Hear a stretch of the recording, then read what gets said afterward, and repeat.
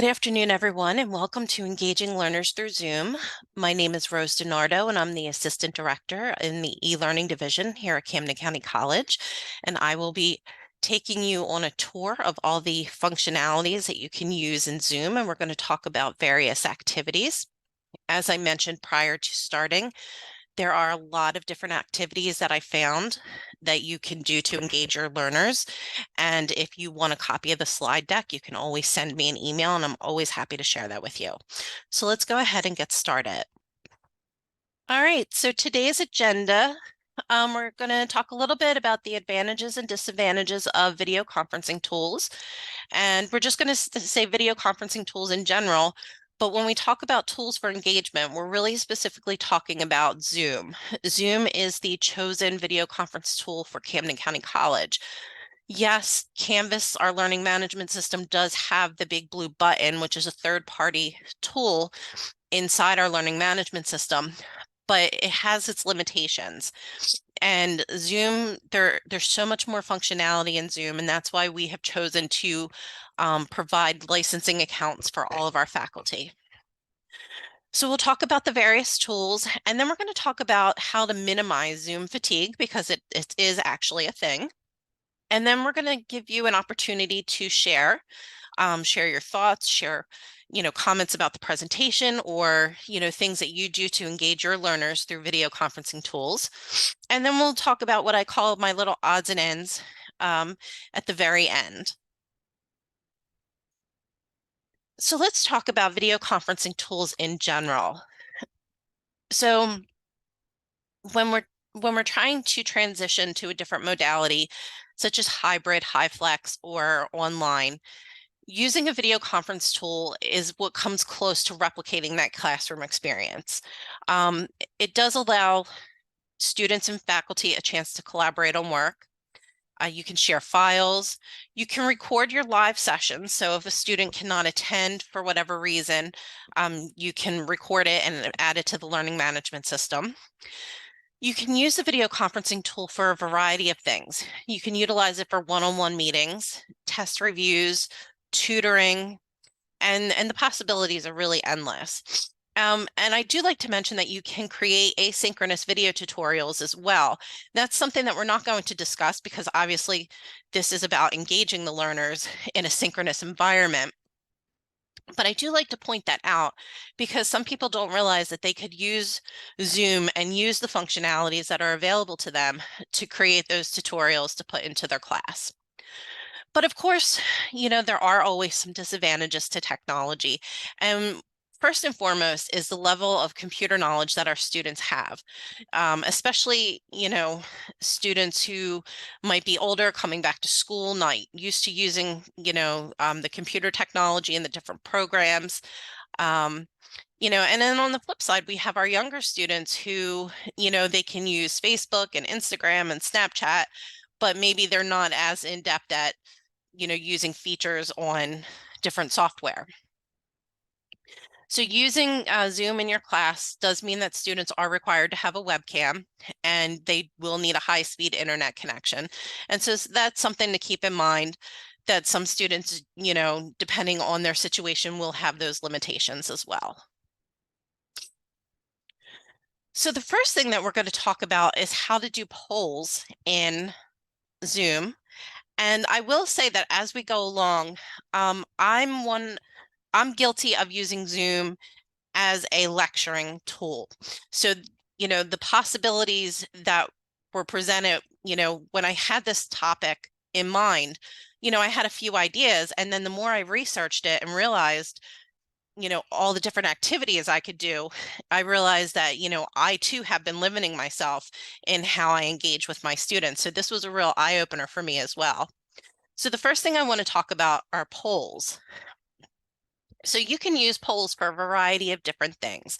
You can introduce your topics using a poll, kind of test the waters, see how students, what their knowledge level is of that particular topic that week that you're covering.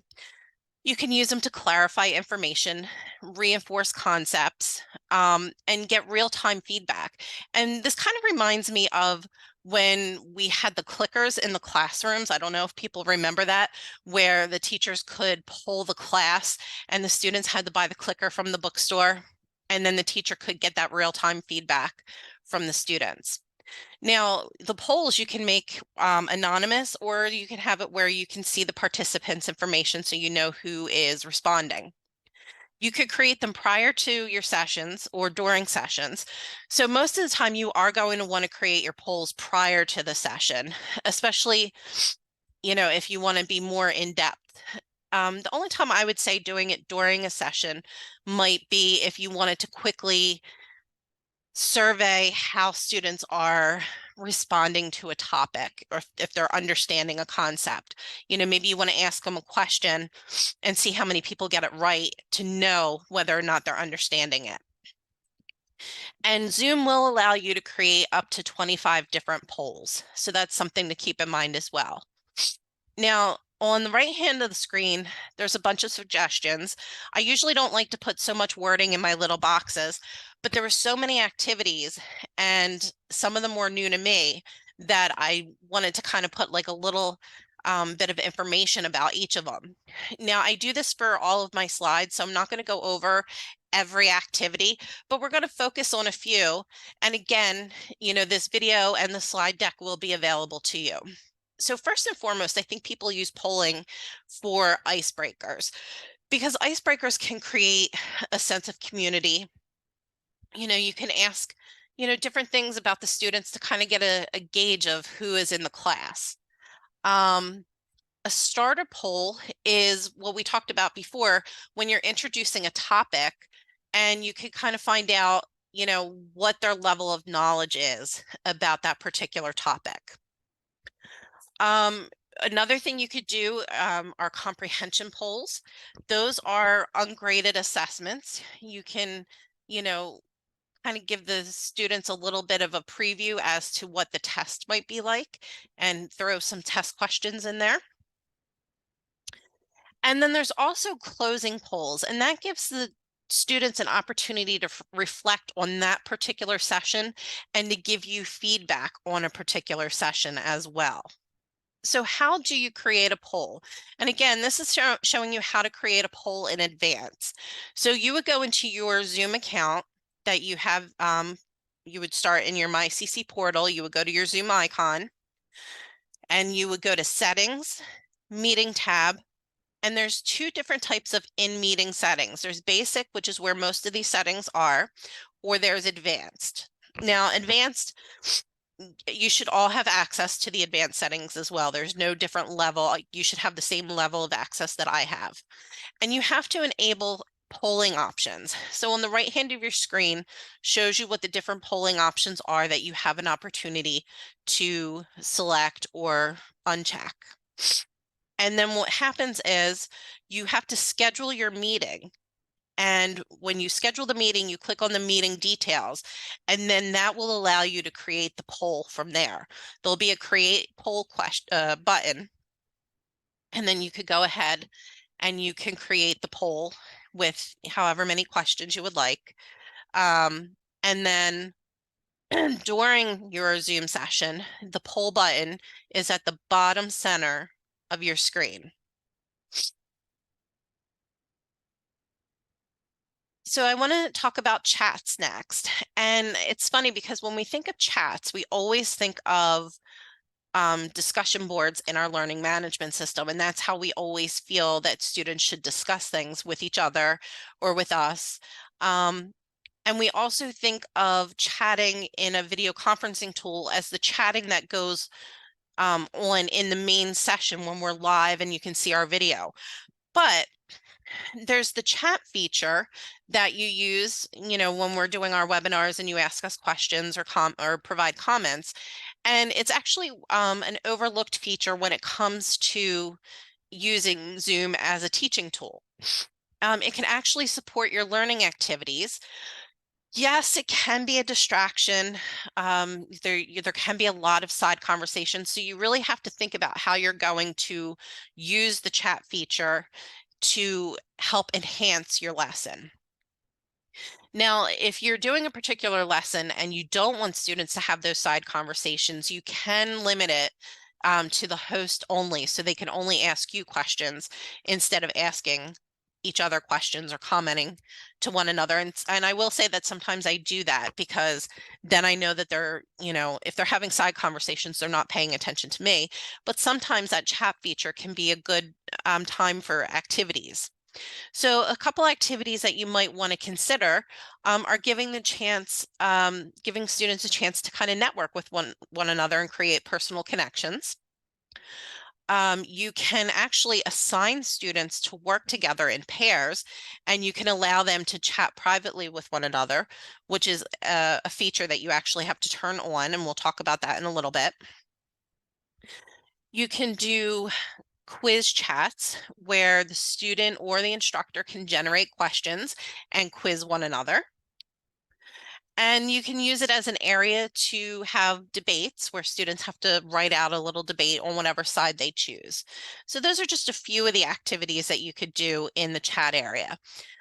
Is it something, again, I said it's an overlooked feature. It's not something that I see a lot of people doing right now. Mostly instructors use it for students to ask them direct questions, which is also one of the suggestions here. But you might want to consider seeing how you can open up that chat area and make it more interactive to students.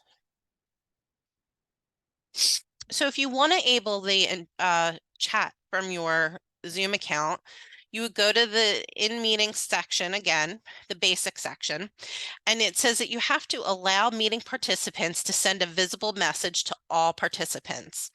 So if you are going to use the chat as a learning activity, then you would have to allow students to message one another. If you are doing a session that you really want students to stay focused, then you would only allow them to chat with the host. Breakout rooms. I know people are familiar with breakout rooms as far as that they're there to use. I don't know how often our attendees today use breakout rooms. So let's talk a little bit about them. So breakout rooms are considered an alternative classroom space. So it gives you a chance to have your students participate in active learning outside of the main session. And you can create up to 50 breakout rooms, and I believe you can have up to 200 students per breakout room. Not that that's an issue here because we don't have that many students in one class, but you could, for if you had to do an information session for something, that's good to know. You can choose to manually put your participants in the breakout room, or you could let the system do it. So sometimes I will manually put them in based on how well I think that they'll work together. But sometimes it's good just to let the system do it and see who ends up together. You can set a time limit for the breakout room. So if you want to give students 10 minutes to chat, it will count it down for them. And then you could set a little timer to appear so that they know how much longer that they have left in the chat room or in the breakout room, I'm sorry. When students are in the breakout room, they could share video, audio, and they can actually use the whiteboard in there and do annotations. One nice thing about that is the system can save those whiteboard annotations and what the students are doing. Sometimes there are limitations if the students are using an older version of Zoom, or if they're accessing Zoom from their phone, then it might not record all the information to give you an accurate picture of what happened in the breakout room, but it is nice to know that you can see those statistics. So what kind of things would you want students to do in the breakout room? Well, again, icebreakers are always a good thing. You could put students in small groups. One thing that I thought was interesting were the read-arounds, which is a shared reading assignment. So this is good maybe for, our English classes, literature classes, academic skills reading classes, where, if students have to focus on a particular short reading or poem or whatever it is, they can take turns reading out loud. You can have fishbowl conversations where you can pair students up and then have a third person in there who's going to observe the dialogue that's going on. Maybe that's something that could be great in a foreign language course. You can also create learning partner activities, which I thought was an interesting one. Um, for the entire semester, you can partner students up and they can collaborate in the breakout rooms. And it gives them a sense of accountability, but also support. So I thought that that was nice. And then you can make rooms by the topic and then let the students actually decide which room they want to go to based on the different topics that you're going to create in the breakout rooms. So now if you want to use the breakout rooms, you do have to adjust your settings. So as you can see on the right, you have to allow yourself the ability to create the breakout rooms. And then what I like is that you can broadcast a message to the participants in the breakout room. And it could be an audio message or a written message so that you can let the students know, if you haven't started on question 2 or we're going to be wrapping up soon or whatever it is that you want to kind of let them know so that they can be moving on and not stuck in whatever they're doing. It's always something nice that you could do. So you have to make sure that you do set this up so that you are allowed to use the breakout rooms. What's nice is you can do all of these settings, and then these are the settings that will be for all of your meetings. You don't have to go in and change these settings every time. You do it once and you're done.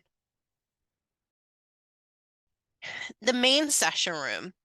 When I was doing my research, I found it interesting that the other features were always featured first, and the main session room was always kind of like an afterthought.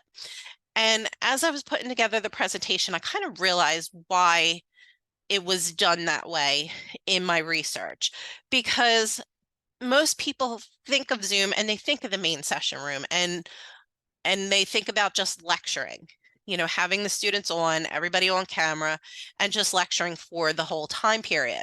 So, really the research wants to introduce the different activities first and then, kind of showcase the main session room.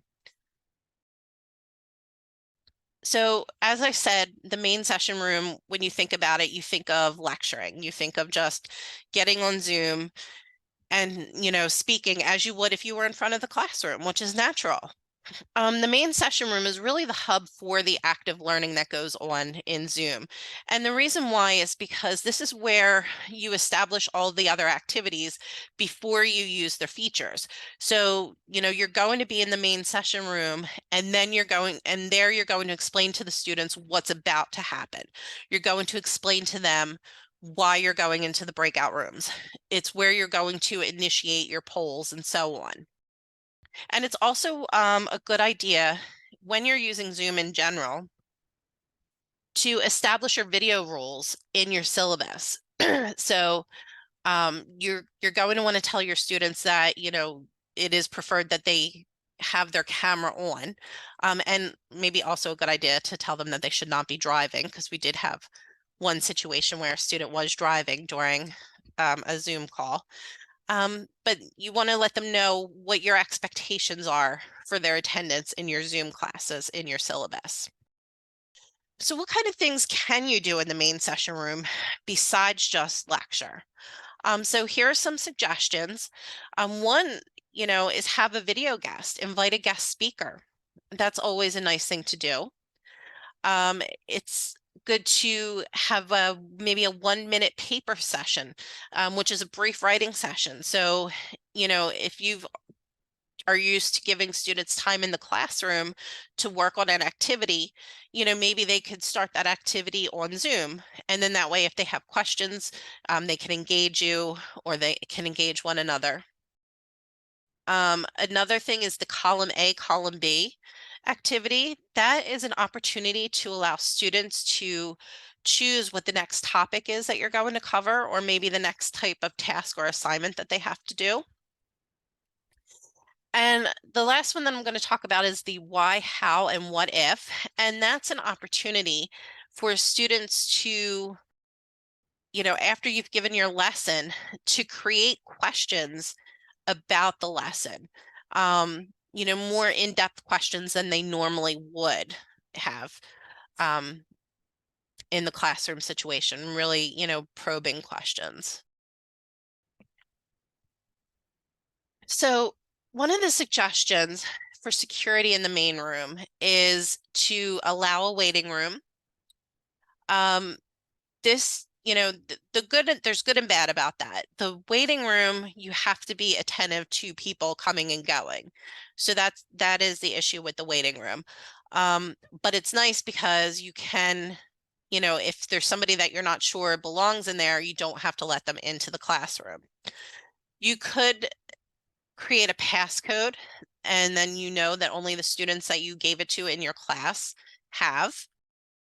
And then there are security settings for who can share and who can use the whiteboard that you would also initiate as well. So while we're talking about whiteboards, what can you do with a whiteboard in Zoom? So whiteboards are a way to engage with course material and to create materials as a class. It's also a time where you can solve problems with your students and receive feedback. And you can also allow students to share screens and utilize the whiteboard as well. And as I mentioned, whiteboards that are used in group settings can be saved and shared as well. So the nice thing about the whiteboard is you can ask for volunteers, just like you would in the classroom, like, have somebody come up to the class, have somebody write on the whiteboard. Somebody could be in charge of recording the ideas for that particular class on the whiteboard. Maybe there is a problem that they need to solve, and students could write and solve that problem on the whiteboard. There's also drawing activities that you could do. I personally find the drawing annotation tools a little difficult, as you'll see in one of the next slides, but that is something that is possible for those who are artistic and have good control of the mouse. You could share documents and you can have students annotate them. There is a stamp feature in the whiteboard. So students could stamp it with a question mark. So you could see how many question marks you get. And then you can realize, students maybe don't understand that particular concept. Or there's a check mark to show that they understand it. And then again, students can use whiteboards in the breakout rooms as well. So just like everything else, you have to set up your Zoom account to utilize the whiteboards and to use the annotation tools as well. So here's just a sample of what those settings would look like. And again, these are in the basic meeting section. And here's my attempt at trying to annotate on the whiteboard, which I'm not very good at. So there's a lot of different annotation tools that you could do. You can select material, you can move and resize. You could do text boxes. You could draw lines, arrows, and shapes. You can insert stamp icons, like I mentioned before. You could spotlight something or use an arrow. And of course, you can erase. You can format your text. You can get rid of mistakes. You could clear everything away and you can save the whiteboard. And I forgot to mention, as you can see, there's a little sticky note thing option there as well that you could write notes on. And it makes a little sticky note for your students to see aside from the other material that you might have on your whiteboard as well. Now this is a little, I didn't even think of this. Like, to me, virtual backgrounds and profile photos are just something that's there for fun. And, I didn't really think about this. And then when I was researching it, there were actually so many different, I guess, I don't want to say activities because they're not really activities, but so many different ideas and reasons behind using different virtual backgrounds and different profile pictures that I couldn't even put them all on here. I think there were almost 20 of them. So if anybody's interested in them, I'd be happy to share that information with you as well outside. But it was just too much for this section or this slide. So you can actually use background photos and profile photos to introduce and reinforce comments or concepts, strengthen memory. They could be humorous and not really have a learning intention. Um, and it's established virtual learning sites. So one suggestion is to use your background or your profile picture according to your learning structure. So if in that particular day you're doing the fishbowl activity that we talked about, you can use a fishbowl background or photo. What's up next? You could give your students a visual clue to whatever the next activity or topic is. Your background or your photo could be topic related. Um, The last two I thought were interesting as well. You could do breakout reminders. You could put, like a countdown clock or some kind of announcement. One of the suggestions was like gone fishing, because you're on a break. And then the reflections photo was a photo or background of something that is reflective, like mirrors or sunshine or sunset off of the glass of an office building. And there were just so many more different things that you could do.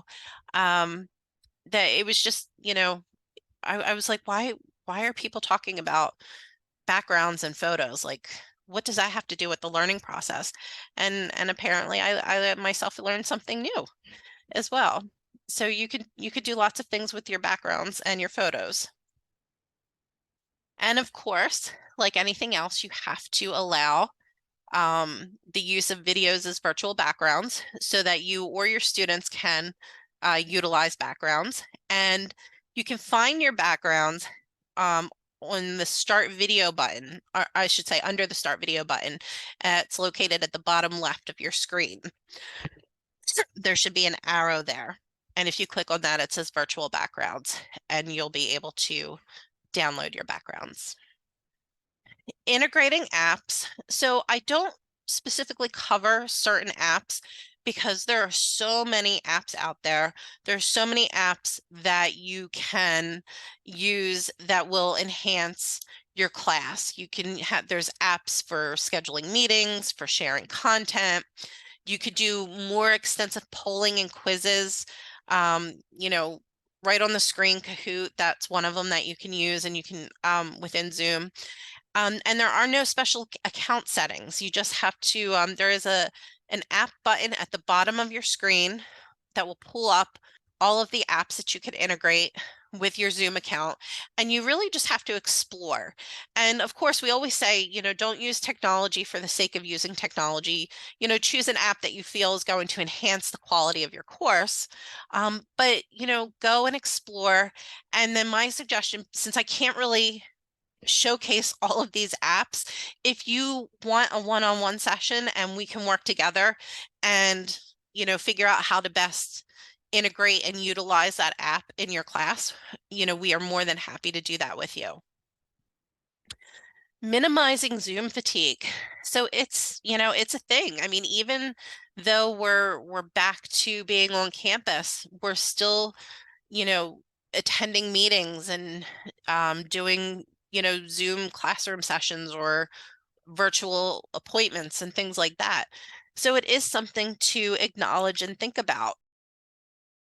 So the research has shown that being on video actually requires more focus than sitting in a classroom. And that's from the perspective of the students, actually, that I read, because they feel like, because they're on the screen, you can focus on them more. Where in the classroom, it's a big room, you're looking all around. So they feel that it requires more focus for them to actually be on a video screen.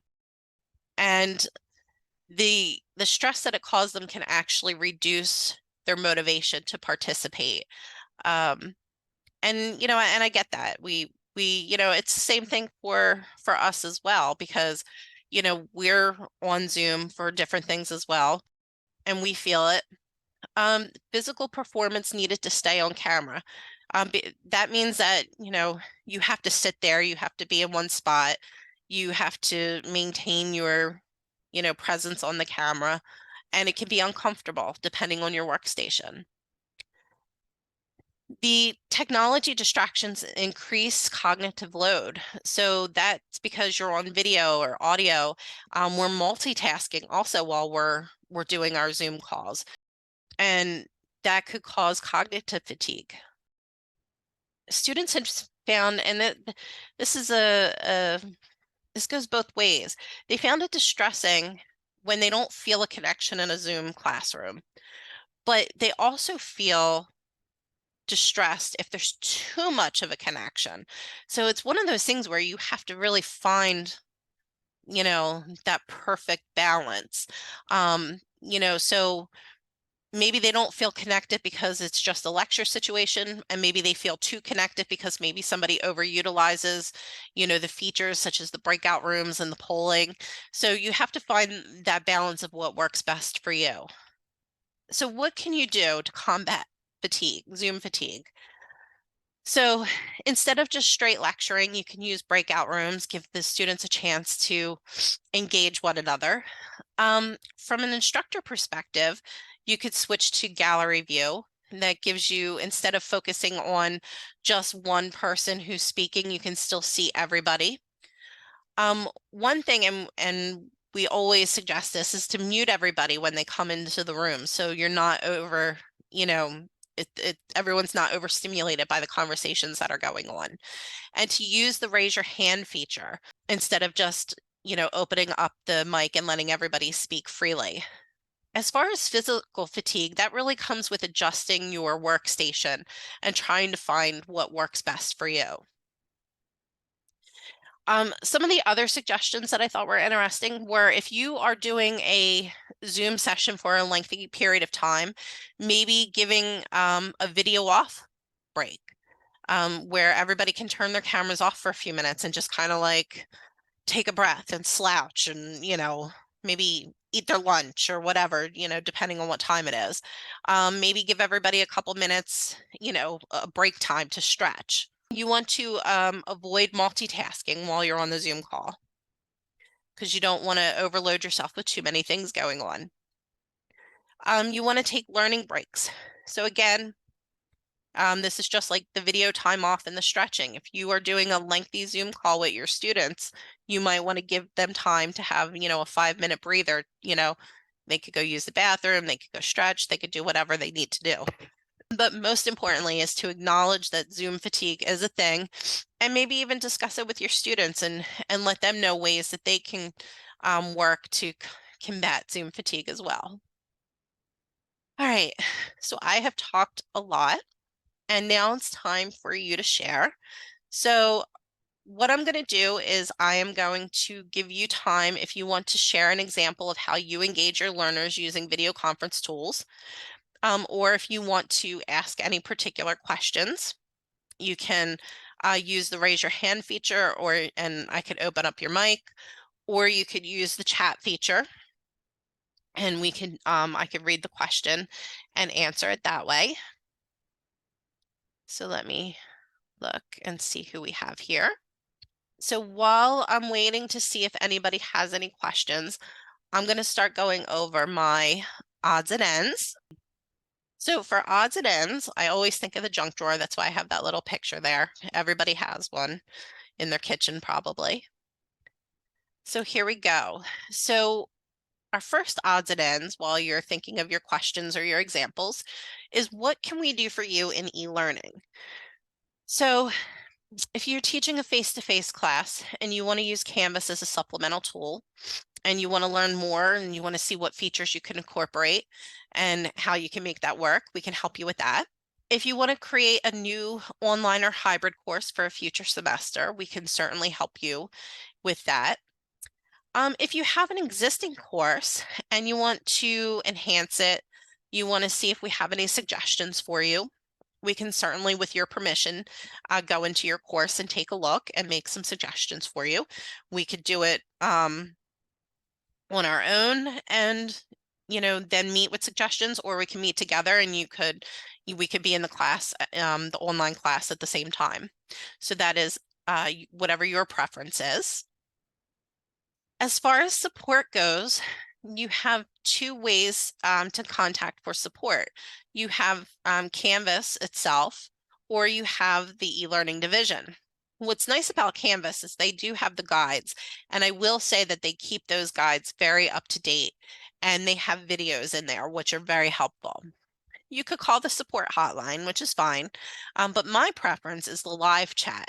I love the live chat because you can get a transcript after, and if they have shared links to videos or links to instructions, those all remain intact in the transcription that they give you, and you can link to them. They're also available 24 hours a day, 7 days a week, every day of the year. However, if you want to speak with one of us in e-learning, and we're always happy to speak with you, you can contact us. The information that you see on the screen now is our shared email and our shared division extension. So that means that if you use one of these methods, any one of the four of us will be able to help you.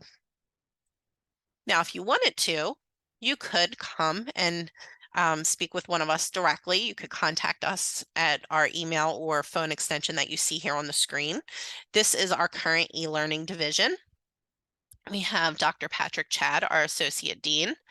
Then there's myself, Rose DiNardo. And then we have our instructional designer, Ginny McGee, and our newest member of the e-learning team, Rich Cummings, who is our program technician. So we have a lot of stuff coming up for you. So first of all, I've been doing a Canvas course evaluation series. And I want to stress that this is a self-evaluation series. This is not about the e-learning division going into your course and doing any kind of review of your course. This is using the Canvas course checklist version 2.0 and us showing you how to go into your own course and what to look for. So we've already done part 1 and part 2, which covered course information and course content. Part 1 is currently available in the Canvas Faculty Hub. Part 2, there was a problem with the recording. I have to re-record it, and that will be available shortly. Part 3 is coming up on Monday, November 21st, and in that session, I cover assessment of student learning in courses. So you can join me then if you want on Monday. And as you can see on the right-hand side, we are offering more professional development through the rest of the year. And we're already thinking about our professional development for the new year as well, with 2 sessions already scheduled for January and February, but there's so much more to come. So keep an eye out on your Canvas announcements because that's where we post them. And then, of course, here are the references that I used in today's presentation. I normally don't highlight any particular reference, but for this presentation, I felt the need to because, as you can see, the text was called Engaging Learners Through Zoom, which is what I called this presentation today. That was the main inspiration for today's webinar.